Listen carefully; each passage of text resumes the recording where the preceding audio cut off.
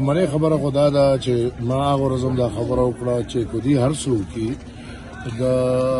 نیازي صاحب رهایي ما ته ناممکنه ښکاري او موږ تاریخ اورېدلی دی موږ خو په هغې ادوار کې پیدا هم نه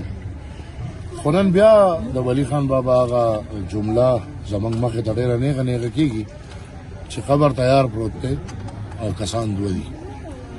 خدای دې خیر کوي تر څو پورې چې د پی ټی آی د سټرایک خبره ده نو ورور مې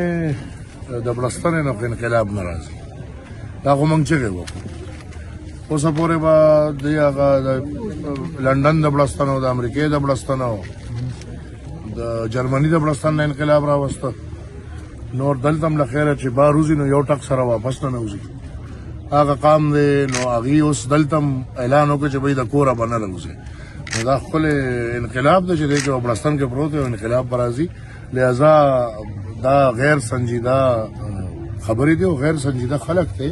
او ځکه ستاسو سوال کې هم دا جواب پروت و چې پښتونخوا دا رد کړي دي او رد کړي ان شاء الله سب لس کالو